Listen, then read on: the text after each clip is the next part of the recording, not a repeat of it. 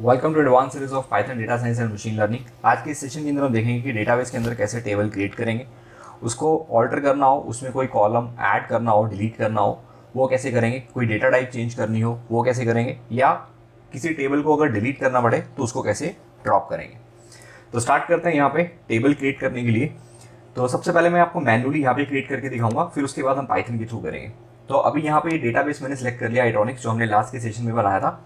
उसके बाद एसक्यूएल के ऊपर चलते हैं। यहाँ पे कोई टेबल कह रहा है कि नहीं मिल रहा, आप टेबल ग्राफिकली भी क्रिएट कर सकते हो। यहाँ पे कोई भी टेबल का नेम दे दो, उसके बाद क्रिएट पे क्लिक कर दो, आपका टेबल क्रिएट हो जाएगा। जैसे मैंने यहाँ पे लिखा ABC नाम का एक टेबल है जिसके अंदर मैं रिकॉर्ड्स ऐड करना चाहता हूँ, या हम कुछ और ले लेते हैं। लेट से एम्प्लॉय नाम का टेबल है जिसमें कितने कॉलम्स आप लेना चाहते हैं, जैसे नेम, ईमेल, पासवर्ड, जो भी आप लेना चाहते हैं। जैसे मेरे को 4 कॉलम लेने हैं तो यहाँ पे मैं क्रिएट पे क्लिक कर दूंगा, तो ये मेरा एक टेबल क्रिएट कर देगा। उसके साथ मेरे को बताना पड़ेगा आपको कॉलम के नाम क्या चाहिए। जैसे मेरे को नेम चाहिए, उसके बाद मुझे एम्प्लॉय की ईमेल आईडी स्टोर करनी है, एम्प्लॉय का डिपार्टमेंट स्टोर करना है, एम्प्लॉय की सैलरी कितनी है वो स्टोर करनी है। यहाँ पे आपको डेटा टाइप बतानी पड़ेगी, क्या आपका जो डेटा है वो इंटीजर में है, स्ट्रिंग में है, फ्लोट के अंदर है, वो डेटा टाइप। जैसे नेम है, नेम स्ट्रिंग के अंदर है तो स्ट्रिंग की यहाँ पे डेटा टाइप होती है varchar। उसके बाद ईमेल, ईमेल भी वेरिएबल कैरेक्टर है, वो भी इसमें आएगी। डिपार्टमेंट भी हमारा स्ट्रिंग के अंदर है तो अगेन varchar। सैलरी जो आएगी हमारी वो हमारी इंटीजर के अंदर आ सकती है, तो यहाँ पे इंटीजर ले लेंगे। इंटीजर में भी अलग अलग रेंज है, जैसे आप tiny int, small int, mid int, उसके बाद int and big int. Big int की जो रेंज होती है 2 की पावर 64 के राउंड होती है, -1 करके, और इंटीजर की 2 की पावर 32, ऐसी सबकी अलग अलग रेंज है। देन उसके बाद सिंपली अगर हम गो पे क्लिक करें या सेव पे क्लिक करें तो कहता है कि आपको वैलिड लेंथ बतानी पड़ेगी, मैक्सिमम कितने कैरेक्टर तक का डेटा स्टोर करना चाहते हो। जैसे 50 कैरेक्टर्स तक का, और 100 कैरेक्टर तक की ईमेल, और डिपार्टमेंट के 100 कैरेक्टर्स। एंड उसके बाद यहाँ पे सेव पे क्लिक कर देते हैं। तो यहाँ से हमारा एक टेबल क्रिएट हो जाएगा एम्प्लॉय नाम का, जिसके अंदर name, email, department and salary ये सब शो हो जाएगा। इस पर क्लिक करेंगे, यहाँ पे आपको ऊपर टेबल दिख जाएगा। तो ये तो है ग्राफिकली वर्जन कि आप ग्राफिकली कैसे क्रिएट कर सकते हो, लेकिन एज अ प्रोग्रामर कभी भी आप ग्राफिकली क्रिएट नहीं करोगे, ना ही आप XAMPP को या PHP-MyAdmin को कभी खोलोगे, क्योंकि डेटा जो भी स्टोर होगा वो आपका कोडिंग के थ्रू आएगा पीछे, जो कि आपने फ्रंट एंड रेडी किया होगा, वहाँ से डेटा फेच होकर बैकएंड पे आएगा और वहाँ से आप डेटा को सेव करोगे। तो अभी एसक्यूएल के ऊपर चलते हैं। यहाँ पे टेबल क्रिएट करने के लिए हमें क्या लिखना पड़ेगा, हमें लिखना पड़ेगा क्रिएट टेबल, उसके बाद टेबल का नेम। जैसे टेबल का नेम मेरे को बनाना है स्टूडेंट, तो स्टूडेंट नाम का टेबल मैं क्रिएट करना चाहता हूँ। इसके अंदर क्या लिखना चाहते हैं, स्टूडेंट का नेम, स्टूडेंट की एज और स्टूडेंट के मार्क्स। मेरे को ये 3 चीज़ें स्टोर करनी है। अब नेम के साथ उसकी डेटा टाइप हमने क्या लिखी थी, varchar। यहाँ पे उसका साइज, जैसे मेरे को 50 कैरेक्टर्स तक के स्टूडेंट का, 50 बाइट तक के डेटा का नेम जो है मेरे को स्टोर करना है, एज इंटीजर में है और मार्क्स मेरे को यहाँ पे फ्लोट में स्टोर करने हैं। उसके बाद सेमीकोलन लगाएंगे, स्टेटमेंट को एंड करेंगे।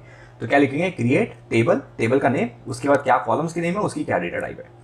उसके जैसे ही गो पे क्लिक करेंगे यहाँ पे, तो हमारा जो टेबल है वो यहाँ पे क्रिएट हो जाएगा। तो अब यहाँ पे डेटाबेस एक है, लेकिन उस डेटाबेस के अंदर 2 टेबल बने हैं। एम्प्लॉय के अंदर एम्प्लॉय का डेटा चला जाएगा, स्टूडेंट के अंदर स्टूडेंट का डेटा चला जाएगा। अब सिमिलरली अगर इनको मेरे को रिमूव करना है तो उसके लिए मैं लिखूंगा ड्रॉप टेबल, टेबल का नेम, तो यहाँ पे स्टूडेंट लिखेंगे एंड यहाँ पे गो पे क्लिक कर देंगे।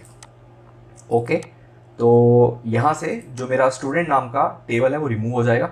सिमिलरली अगर मेरे को एम्प्लॉय को भी रिमूव करना है, यहाँ से मैं एम्प्लॉय नाम के टेबल को भी रिमूव कर दूंगा। तो एक डेटाबेस के अंदर मल्टीपल टेबल हो सकते हैं। जैसे कोई ई कॉमर्स साइट है, उसमें प्रोडक्ट्स का टेबल अलग होगा, जो यूज़र अकाउंट बना रहे हैं तो उनके यूज़र का टेबल अलग होगा। तो ये डिपेंड करता है आप किस हिसाब से डेटा को मैनेज करते हो। तो इसके लिए आपके पास डेटाबेस का कॉन्सेप्ट बहुत स्ट्रॉन्ग होने चाहिए, तभी आप समझ पाओगे कि डेटाबेस का स्ट्रक्चर क्या होना चाहिए, कैसे डेटाबेस बनेगा, किस तरह से टेबल बनेंगे, कहाँ से डेटा आएगा, कैसे डेटा राइट होगा। तो अभी तो हम इसको बहुत सिंपल रखने वाले हैं। तो सबसे पहले हम टेबल को क्रिएट करेंगे। अभी ये सारी चीज़ें हमने पाइथन के थ्रू यहाँ पे परफॉर्म करनी है। तो यहाँ पे टेबल क्रिएट करने के लिए अगेन आपको अपना XAMPP ऑन कर लेना है। तो मैंने ऑलरेडी यहाँ पे ऑन किया हुआ है, और यहाँ पे अपाचे एंड MySQL दोनों मेरे ऑन है। अब यहाँ पे टेबल क्रिएट करने के लिए सबसे पहले हमें वही स्टेटमेंट इंपोर्ट करनी पड़ेगी, इंपोर्ट MySQL डॉट कनेक्टर। तो पहले कनेक्शन बनाना पड़ेगा, उसके बाद कनेक्ट करेंगे MySQL dot connector dot connect. Connect के अंदर अब यहाँ पे हमें बताना पड़ेगा होस्ट क्या है, तो होस्ट हमारा रहेगा लोकल होस्ट।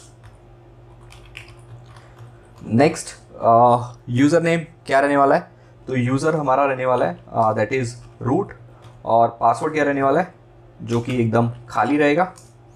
अब उसको कैसे पता चलेगा कि किस डेटाबेस के अंदर मेरे को टेबल बनाना है, तो यहाँ पे डेटाबेस भी बताना पड़ेगा। अब डेटाबेस हम क्रिएट कर चुके हैं, तो यहाँ पे लिखेंगे डेटाबेस इक्वल टू आईट्रॉनिक्स। तो आईट्रॉनिक्स नाम के डेटाबेस के अंदर अब मुझे क्या करना है, कनेक्शन बनाना है। तो अब मेरा डेटाबेस सिलेक्ट हो चुका है, तो हमने किया MySQL डॉट कनेक्टर, कनेक्टर के थ्रू हमने कनेक्ट नाम के फंक्शन को कॉल किया, होस्ट नेम दिया, यूजर नेम दिया, पासवर्ड बताया और उसके बाद डेटाबेस का नाम बताया। अब यहाँ पे मेरा कनेक्शन जो है वो स्टैब्लिश हो जाएगा। तो मैंने माई डेटाबेस के अंदर अपना कनेक्शन बना लिया। अब मुझे टेबल क्रिएट करना है। अब टेबल क्रिएट करने के लिए सबसे पहले मुझे क्या चाहिए होगा, कर्सर। तो हम लिखेंगे MyDB डॉट कर्सर। कोई भी क्वेरी एग्जीक्यूट करनी है तो सबसे पहले हमें कर्सर चाहिए।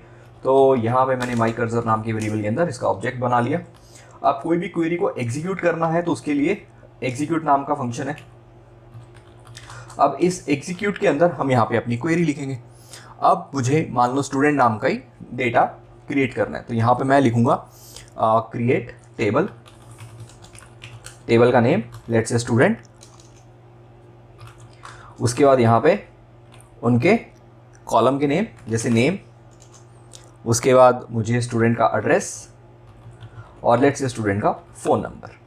ठीक है, अब मैं नेम यहाँ पे लिखूंगा varchar, जो भी साइज़ रखना चाहते हैं लेट्स से 100 बाइट्स तक का। उसके बाद address let's say varchar, maximum जो है वो 255 तक जाएगा। और फ़ोन नंबर यहाँ पे इंटीजर लिखूंगा तो फ़ोन नंबर पूरा कंप्लीट नहीं आएगा। अगर कोई भी नंबर 3 से स्टार्ट हो रहा है, 4 से, 5 से, 6 से, 7 से, 8 से, 9 से, वो फ़ोन नंबर नहीं आएगा। जो नंबर 2 से या 2 से बिलो स्टार्ट होते हैं 10 डिजिट के, वो आ जाएंगे।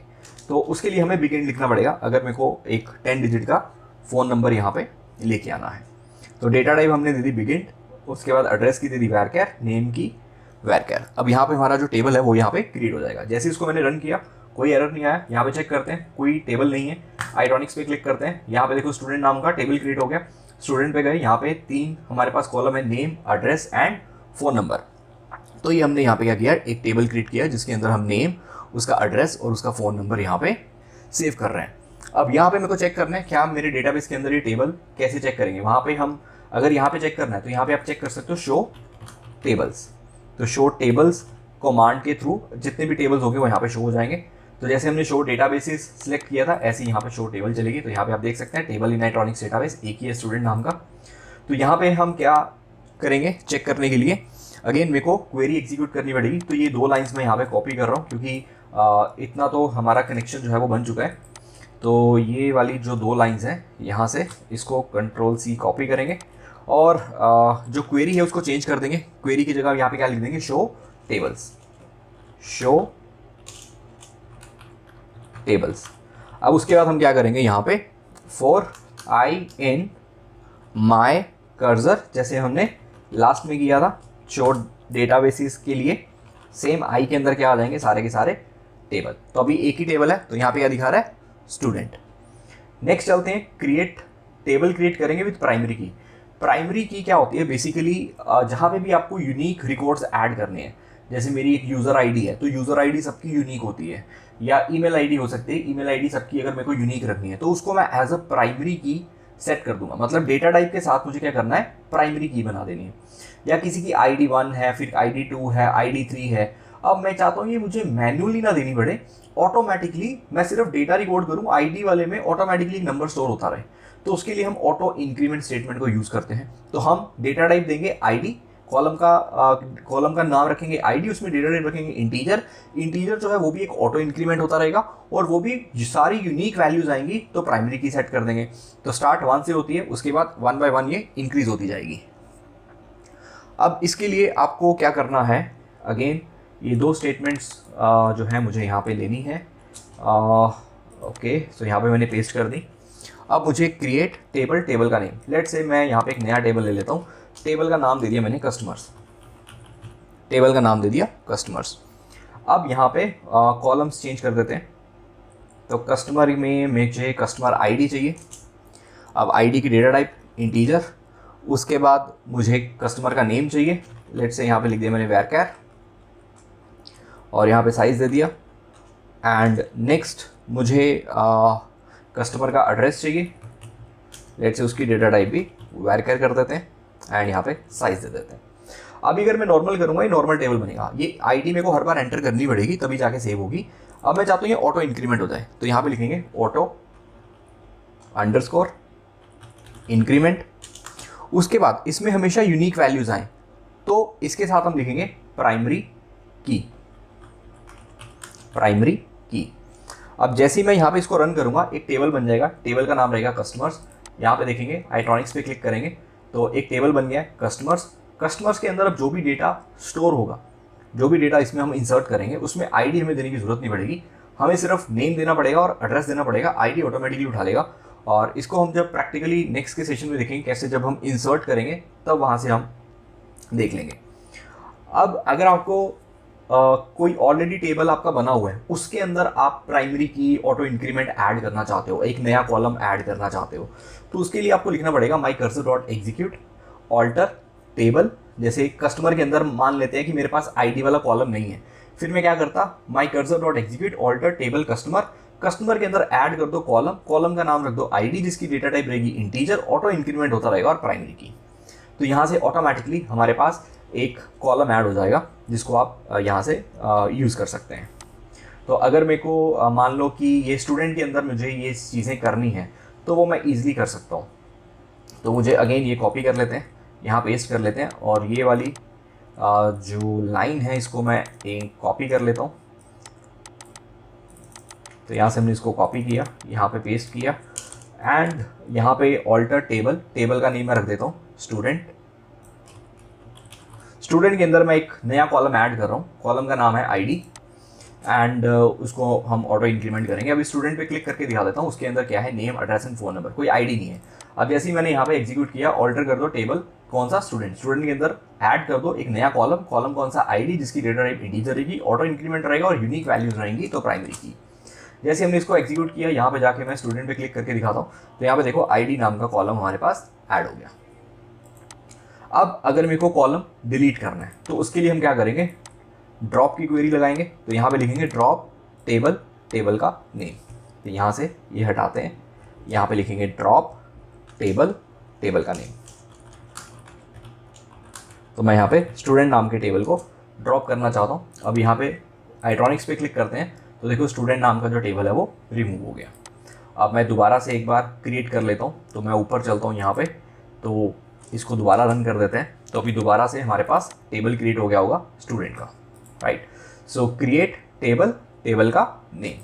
अगर मैं दोबारा फिर से इसको रन कर दूंगा तो एरर आ जाएगा, तो बोलेगा table already exist, table already exist. तो इसमें भी हम सेम लिख सकते हैं, create table, if not exist उसके बाद टेबल का नेम, तो आपका जो एरर है वो भी नहीं आएगा, राइट। ऐसी ड्रॉप के केस में भी सेम कर सकते हैं। अगर आपको कुछ और ऑल्टर करना है, मान लो आपको नया कॉलम ऐड करना है, वो मैंने बता दिया, ऑल्टर टेबल, टेबल का नेम, ऐड कॉलम का नेम और उसकी डेटा टाइप। अगर आपको कोई कॉलम ड्रॉप करना है फिर आप लिखोगे ऑल्टर टेबल, टेबल का नेम, ड्रॉप कॉलम का नेम और कॉलम की डेटा टाइप, कॉलम उसके बाद कॉलम का नेम, डेटा टाइप देने की जरूरत नहीं पड़ेगी। अगर कोई कॉलम रीनेम करना है तो ऑल्टर टेबल, टेबल का नेम जो भी है जैसे स्टूडेंट, रीनेम कॉलम, किस कॉलम को किस कॉलम के साथ आपको रीनेम करना है, old column to the new column. अगर आपको कोई डेटा टाइप मॉडिफाई करनी है फिर आप लिखोगे ऑल्टर टेबल, टेबल का नेम, उसके बाद ऑल्टर क्या करना चाहते हो, कॉलम को, किस कॉलम को, कॉलम का नेम और उसकी क्या डेटा टाइप रखना चाहते हो, उसकी डेटा टाइप आप यहाँ पे सेट कर दोगे। तो ये कुछ अदर क्वेरीज हैं जो आप प्रैक्टिस कर सकते हैं, यहाँ से आप स्क्रीनशॉट ले सकते हैं और आप डायरेक्टली क्वेरीज को रन कर सकते हैं या पाइथन के थ्रू भी एग्जीक्यूट कर सकते हैं।